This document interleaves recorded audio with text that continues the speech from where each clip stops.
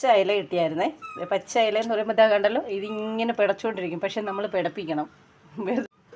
അപ്പം നമുക്കിന്നൊരു അയലക്കറി വെക്കാവേ. ഇത് നല്ല ഫ്രഷ് അയല കിട്ടിയായിരുന്നു. ഇതാ കണ്ടോ, നല്ല പച്ച അയല. ഇങ്ങനെ പിടയ്ക്കും, പക്ഷേ പിടപ്പിച്ചുകൊണ്ടിരിക്കണം. വെറുതെ പറഞ്ഞതാണ് കേട്ടോ. നല്ല അയലയായിരുന്നു, നല്ല പച്ച അയല. അപ്പം നമുക്കൊരു അയലക്കറി ഉണ്ടാക്കി ഉച്ചയൂണൊന്ന് കൊഴിപ്പിക്കാം. ഓക്കേ.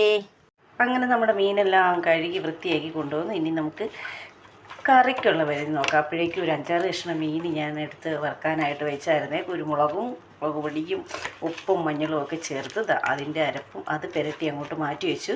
ഇനി നമുക്ക് കറി വെക്കാനുള്ളത് നോക്കാം. അപ്പോഴത്തേക്കും ഈ മീൻ ഇവിടെ ഇരുന്ന് മുളക് പൊടിക്കട്ടെ. അങ്ങനെ നമ്മുടെ ചട്ടി അടുപ്പത്തേക്ക് വെച്ച് ചൂടായപ്പോൾ ഞാൻ അതിലേക്ക് വെളിച്ചെണ്ണ ഒഴിച്ചു. അത് കഴിഞ്ഞിട്ട് ഉലുവ ഇട്ടു, പിന്നെ ആവശ്യത്തിനുള്ള കടുക് ഇട്ടു. ഇതൊന്ന് പൊട്ടി വരട്ടെ.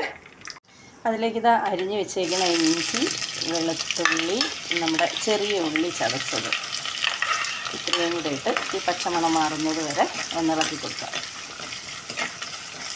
പച്ചമണം മാറി വന്നപ്പോഴത്തേക്കും പച്ചമുളകും ചെറുതായി അരിഞ്ഞ് വെച്ച തക്കാളിയും കൂടെ ഇട്ട് അതും കൂടി ഒന്ന് ഇളക്കി കൊടുക്കാവേ. അപ്പോൾ എല്ലാം ഒന്ന് റെഡിയായി വന്നിട്ടുണ്ട്. ഇതിലേക്ക് നമുക്ക് ആവശ്യത്തിനായ മുളക് പൊടി, മല്ലിപ്പൊടി, മഞ്ഞൾപ്പൊടി ഇത് ഇത്രയും ഞാൻ ഒരുമിച്ചിട്ടിട്ടുണ്ട്. ഇനി ഇതിലേക്ക് പുളി വെള്ളം കൂടെ നമുക്ക് ഒഴിച്ചു കൊടുക്കാം.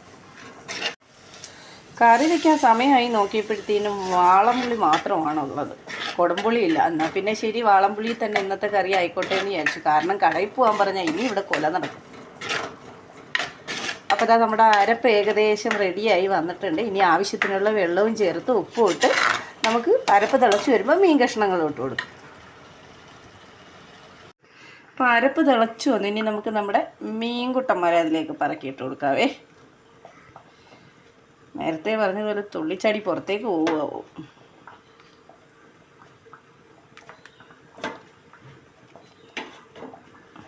ഇനി ഇത് നല്ലവണ്ണം ഒന്ന് ഇളക്കി മൂടി വെച്ച് പറ്റിച്ചെടുക്കാം. ഇവിടെ ഇരുന്നാകട്ടെ. അപ്പോഴേക്ക് ഞാൻ ഒരു ചെറിയ പുളിശ്ശേരി ഉണ്ടാക്കട്ടെ, മാമ്പഴ പുളിശ്ശേരി. നമ്മുടെ മീൻകറി എന്ത് പരുവായെന്ന് നമുക്ക് നോക്കാം. ഏകദേശം വെട്ടി വന്നിട്ടുണ്ട്. അപ്പം നമുക്കിതിലേക്ക് ഇനി കുറച്ച് കറിവേപ്പില ഇട്ട് കൊടുക്കാം.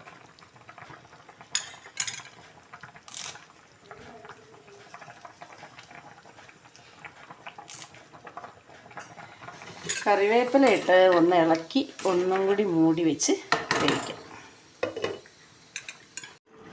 അപ്പോൾ നമ്മുടെ മീൻകറി റെഡിയായി എന്നാണ് എൻ്റെ തോന്നലല്ല.